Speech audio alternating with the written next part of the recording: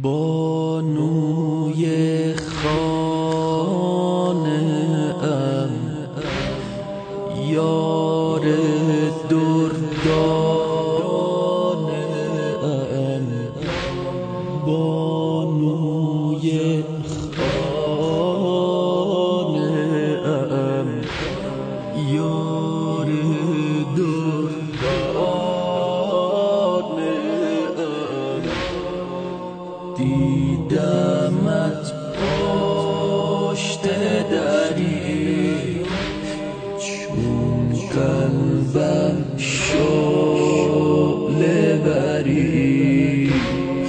دیدمت پشت دری، چون قلبم شعله بری. ویلا ویلا ویلا ویلا، ذکر سما. اگر بری کنار قبر امام هشتم، مادر او زهراست. اگر بری کنار قبر سید الشهدا، مادر او زهراست. اگر بری در قبر بقی، مادر اون 4 امام زهراست. اگر دنبال امام زمان بگردی، مادر اون صدیقه کبراست. همه همتتون را در خدمت به فاطمیت صرف کنید، فردای قیامت خواهید فهمید. پیغمبر فرمود به دخترش: الویل کل الویل، ویل کل ویل برای کسی است که به تو ظلم کرده. این یک کلمه دوم اینه: والفوز العظیم لمن نصرک. فوز عظیم برای کسیه که تو رو یاری کنه. اون پرچم‌هایی که روز شهادت حضرت زهرا بلند میشه، همه اینها علمیه که به اسم نصرت او افراشته میشه و شما دارید به اون پرچم میگید: ای دختر رسول خدا، ای بضعه خاتم انبیا، ای مادر سید الشهدا، اگر جنازه تو دل شب دفن شد، ما نبودیم خدمت کنیم. این خدمت ماست امروز. فردا که بود وعده جنات نعیم، تسلیم کنم هرچه غلامی دارم. ای حمایتگرم،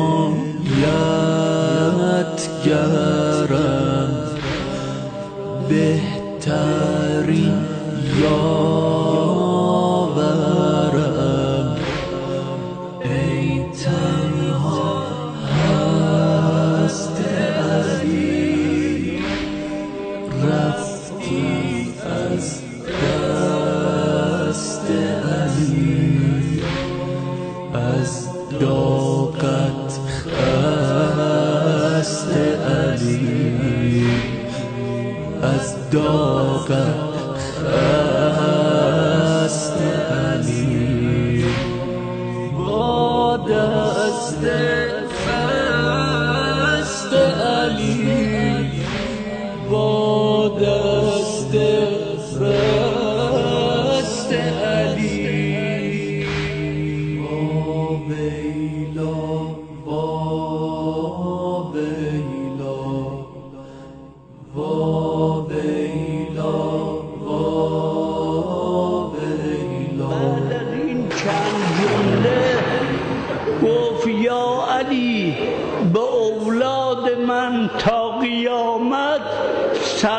سلام مرا برسون.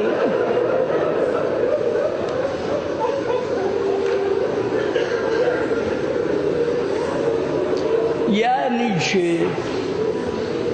بعد از اون کلمات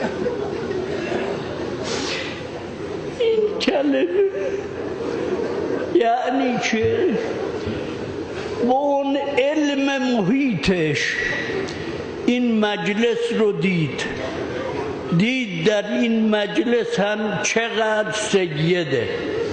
این فاطمه تا روز قیامت انتشار نسل شدید، خواست بگوید شما اولاد منید، بر من چه گذشت؟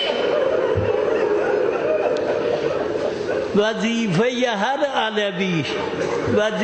هر علویه اینه که روز سوم جمادی الثانیه در این مملکت با سر و پای برهنه مردانشون بیایند در کوچه و بازار بگویند ای مادر ما این جواب سلام ما. گل بیخار من یار و غمخوار من، مسیح جان منی، روح و ریحان منی، با سفر کردنم با چنین رفتنم،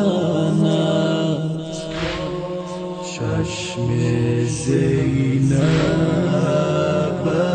را تر مکن یا زهرا.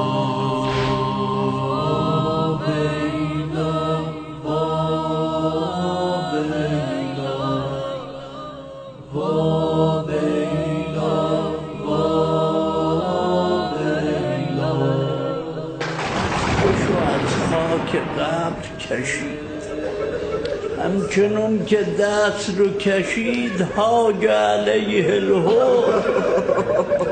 اون هم چه کسی که دنیا و آخرت را از دست داده، فقط خدا. اون چه هست در نظر او، نه بهشته نه جهنمه نه دنیاست نه آخرت، فقط ذات قدوس حقه. یک همچه قلبی، یک همچه روحی. وقتی دستشو کشید حاج علیه الحوض گفت ای کاش من هم مرده. نفسی علی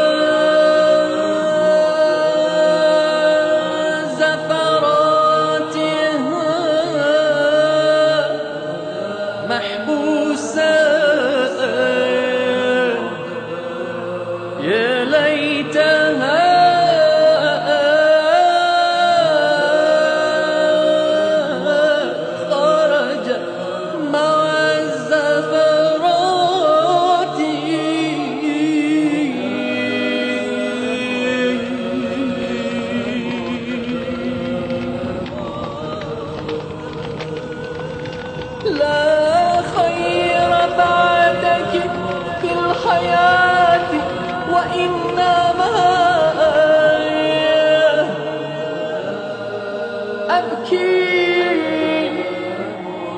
أبكي مخاطر